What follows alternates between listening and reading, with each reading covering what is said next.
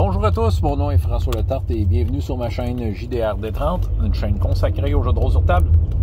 Hydroliste, je vais essayer de faire ça court, ça va être la suite d'hier.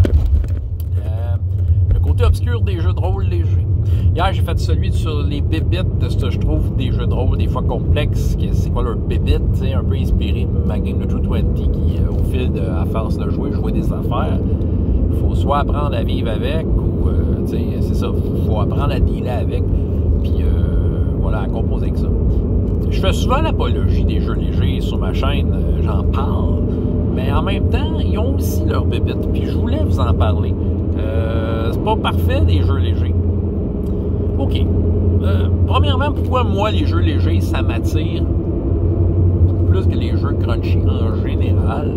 C'est qu'en fait, je suis quelqu'un qui va avoir une idée folle à mettre, quand je suis meneur de jeu, une idée folle à mettre en place, puis tu sais, j'ai juste envie d'être en mesure de le mettre là, tu sais, que ça me sorte de la tête, puis que j'ai pas à chercher comment le mettre en place mécaniquement, tu sais, d'éviter d'aller fouiller dans des listes d'étapes, tout ça, pour que le jeu fonctionne. C'est sûr que si je pogne un jeu crunchy, que je connais bien les tables, puis les listes, puis les points de règles, tu sais, par cœur, ça va y aller, tu sais, je vais y aller par là, puis tu sais, True 20, je suis pas loin de ça, tu sais, d'une maîtrise assez poussée, juste parce que je l'ai pratiqué. Mais les jeux légers, c'est ça, tu sais, j'aime ça, maîtriser un jeu au point que, tu sais, je regarde plus dans le livre, puis que ça roule. Mais ça a quand même les petites bébites. Les bébites. Je dirais le manque de limites, souvent. Dans les jeux plus légers, ce qui va se jouer n'est pas nécessairement toujours encadré par des règles, par des défis, tu sais. Dans les jeux plus crunchy, tu sais, des fois, il y a ce qu'on appelle une limite, puis si tu veux la dépasser, c'est là que tu vas être mis au défi, puis que des dés vont se rouler. C'est un peu ça ma définition pour la vidéo, là. Mais dans les jeux légers, non, il y a bien de ces jeux-là que tu dis ce que tu fais, puis si les dés, ça marche, ben ça fait ce que tu as dit, tu sais. Puis je trouve qu'à un moment donné, ça peut perdre un peu de crédibilité à force de briser les limites de même, puis de dire oui, ça revient un peu à une vidéo que j'ai faite, parce que c'est le genre de jeu que c'est le meneur de jeu, ou c'est quand il n'y a pas de meneur de jeu, que le monde soit d'accord avec les propositions, tu sais, puis il n'y a pas de règles, c'est juste OK, puis là, on implante des affaires. Moi, je dirais que le danger, le côté obscur, c'est qu'à un moment donné, le manque de définition fait en sorte que maintenant, on perde de la crédibilité à force de dépasser les limites de même, puis d'y aller de même. Je dirais que ça marche, ces affaires-là, s'il y a eu un consentement de groupe avant, sur quelle sorte de limite. Mais encore là, c'est pas évident, parce que c'est narratif, on fait juste raconter, on fait juste dire, ouais, ben, tu sais, c'est ça, nos super-héros, faut pas qu'ils soient aussi forts que Superman, mettons, tu sais, je sais pas, là, tu sais, parce que c'est plus logique dans l'histoire, puis blabla, tu sais. OK, tu sais, sauf que là, à un moment donné, ça peut demander des mises au point, des discussions, ça peut demander différentes affaires. Mais je pense que c'est ça, il y a comme un petit manque de limite, tu sais. Puis, entre vous et moi, là, tu sais, il y en a qui aiment ça, les jeux de rôle, qui ont peu de règles, que c'est très narratif, tu sais, ça. Mais même ces gens-là, tu sais, qui disent qu'ils n'aiment pas ça, les règles crunchy, tout ça, mais tu sais, amène-le dans un jeu de rôle bien monté, un meneur de jeu aussi qui sait qui s'en va, puis qui est capable de faire rouler la game, de faire couler l'eau sur le pont facilement. Puis amène-leur des défis mécaniques, puis ils vont aimer ça. T'sais, tout le monde aime ça être challengé, là, t'sais. Puis au lieu de juste raconter ton affaire, c'est de dire oui, mais OK, mon personnage, par contre, voici dans quoi qui est bon, puis de l'avoir décrit à quelque part. T'sais. Ça fait partie du défi, d'essayer de voir. C'est ça, mais tu sais, c'est mon avis, là, on s'entend, là. Mais je pense que c'est ça. Je pense que l'absence de limite, des fois, si elle n'a pas été établie, fait en sorte qu'à un moment donné, tu peux décrocher facilement. Tu vas comme, tu vas peut-être amener ton jeu là où tu veux pas. Tu sais, là où tu trouves ça moins le fun, c'est un risque, OK? L'autre côté obscur, je pense que c'est l'absence d'options. OK. Peut-être que ceux qui aiment les jeux légers n'aiment pas les jeux crunchy parce qu'il y en a trop d'options. C'est vrai, je suis un peu comme ça. Vous savez, j'ai pas la mémoire de me rappeler de tout. T'sais, fait que c'est sûr que s'il y a moins d'options, je vais plus m'y trouver. Mais s'il manque d'options, même si dans le jeu, la quantité d'options peut être remplacée par je raconte ce que je fais, tu sais, veut dire, je raconte une histoire cohérente, tu sais, c'est un peu ça l'idée, là.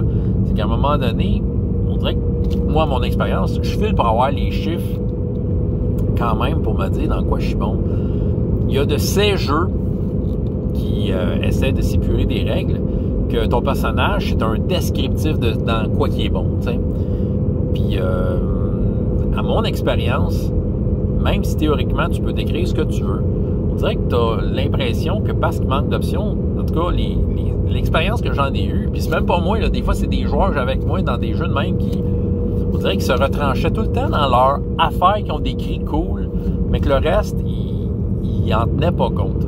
Pour vous donner un exemple, mettons, moi je fais un jeu de rôle, puis j'ai décidé que mon personnage était le plus grand jongleur de la planète. OK? Je jongle. Bon. Mais l'expérience que j'en ai, là, puis c'est des joueurs, là, veut dire des joueurs qui font ça tout seuls, là, mais tu sais, on dirait qu'ils veulent tout passer par la jonglerie. Ils vont vouloir faire de la diplomatie, ils vont vouloir cuisiner avec leur jonglerie, ils vont vouloir jongler, évidemment, ils vont vouloir se battre avec leur jonglerie, tu sais, ils vont comme essayer de tout justifier par la jonglerie. À un moment donné, tu as l'impression que tu fais toujours la même stat, que il y a comme un manque de variété. Oui, ton bonhomme, c'est le meilleur jongleur du monde, puis peut-être qu'il est capable de faire plein d'affaires, puis peut-être t'as super plein d'idées, là. Mais tu sais, ces jeux-là demandent souvent d'être super créatif, puis tu sais, à un moment donné, tu manques d'idées, t'as besoin de t'accrocher à quelque chose. Puis, tu sais, quand tu fais là, mettons, l'exemple que j'ai en tête, un jeu que j'ai en tête, là, que j'ai utilisé dans le passé, que c'est vraiment ça, là, ça s'appelle Warp. Warp, si vous ne connaissez pas ça, c'est un dérivé d'un jeu de rôle classique, en fait, qui s'appelle Over the Edge, un jeu de rôle alternatif qui a un peu underground, là, qui a vraiment marqué les années 90. Un grand jeu, une grande influence. Ce jeu-là était, si on regarde des jeux qu'il y a aujourd'hui, un gros 20 ans en avance sur son temps. C'est un jeu révolutionnaire. Mais j'aime bien le système, là. Mais en tant que tel, le système, c'est que tu décris ton affaire cool. C'est dans quoi tu es le meilleur, c'est là que tu as des dés. Puis après ça, tu décris des trucs un peu mineurs, tu as un peu moins de dés. Puis le reste, c'est comme, c'est pas défini, mais tu es comme poche dans le reste. Tu as comme le minimum. Fait que c'est sûr que les joueurs vont essayer de dire, ben écoute, je vais essayer de tout faire à travers ma meilleure stat. Parce que dans le jeu, il dit, ben, décris-moi ce que tu fais. Fait qu'ils vont essayer de décrire du mieux qu'ils peuvent. Ils vont comme décrire ils vont tout faire sous le microscope de leur meilleure stat. Fait qu'à un moment donné, tu as l'impression que tu fais toujours la même affaire. C'est comme si tu étais condamné à faire toujours la même affaire. Là, c'est juste une opinion, une observation de loin, là. Mais tu sais, j'ai l'impression que quand tu crées un personnage de même, très simple, mais tu décris ce qui est, c'est qu'en fait, l'affaire cool, c'est toi qui décides du nom, mettons, dans le jeu. Ben, tu vas mettre un nom super flyé, inspirant, mon personnage est un ci, puis c'est le meilleur dans ça, puis c'est ça. Mais tu prendras pas le soin de décrire le reste, parce que le reste, c'est considéré comme poche. Fait que, on dirait que t'es pas, même si tu peux l'utiliser, là, même si, en tant que grand jongleur, ben là, à un moment donné, t'es appelé à réparer un avion, puis, tu sais, que t'es le poche là-dedans, mais tu sais, oui, tu peux prendre juste dans Warp, mettons, 2D, puis lancer 2D, puis regarder ce que ça donne. C'est ça, mais tu sais, on dirait que t'es pas inspiré. Autant que dans un jeu crunchy, je vais vous expliquer mon affaire. C'est que quand le jeu est plus crunchy, souvent, les noms de ces affaires-là, les skills, les compétences, ils ont déjà des noms. OK? Fait qu'à quelque part, ils sont tous présentés de façon neutre. Oui, tu as des stats plus fortes que d'autres. Ben oui, tu vas être content d'utiliser ta super stat de jonglerie dans Pathfinder, tu sais.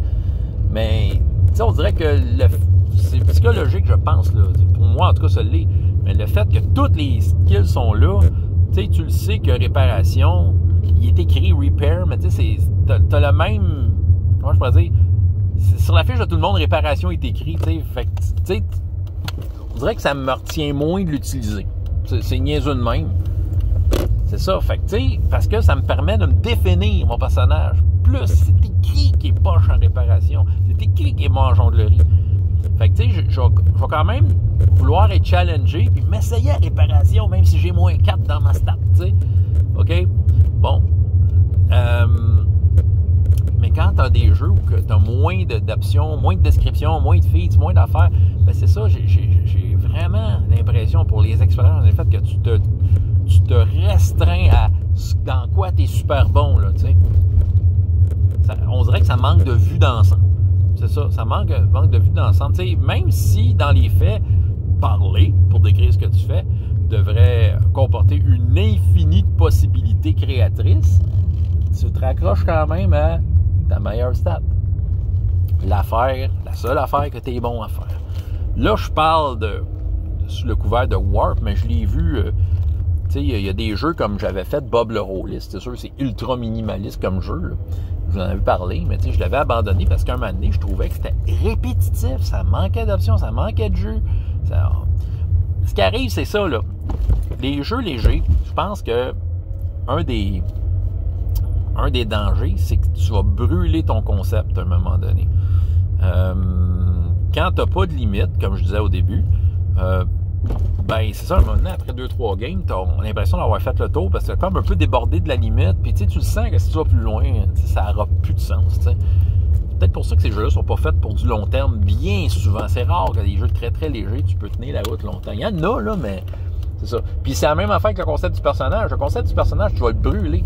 Tu sais, ton jongleur, là, il va être bien cool, là, un personnage original dès la première game, mais tu sais, après 3 games, là, tu vas être tanné de jongler, là, tu sais, tu vas avoir le goût d'être d'autres choses, tu vas avoir le goût de te développer ailleurs, tu sais, si je compare à, mettons, là je le vis avec True 20, mais tu sais, chacun des personnages, il y en a qui se spécialisent dans des affaires, mais graduellement aussi, peuvent aller être un peu meilleurs à droite et à gauche. Tu sais, je pense que le meilleur exemple, mettons, des 3 personnages, c'est Xavier, qui, tu sais, il est bon dans toutes sortes d'affaires, tu sais, puis graduellement, il va monter une affaire à droite et à gauche.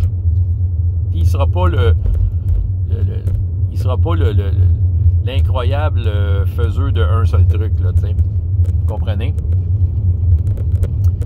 Je parle bien négatif. Je dis pas que c'est pas bon, des jeux simples. Il y en a des bons. J'ai joué à des PBTA, c'est assez léger, puis OK, mais je suis capable de voir que je ne ferais pas ça longtemps. En tout cas, ceux que j'ai essayés, je sais qu'il y en a qui sembleraient qu'ils sont mieux montés pour du long terme.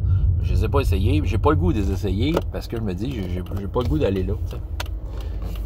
Mais, tu sais, c'est pas parce que c'est pas bon, mais c'est que j'ai envie d'un peu plus que ça. J'ai besoin que mon confort soit, tu sais, qu'il y ait un peu plus de définition. Autrement dit, un peu plus de limites, puis un peu plus d'options pour te donner l'impression que, tu sais, tu peux être un peu bon dans tout, mais qu'on te le dise dans quoi tu es bon dans tout.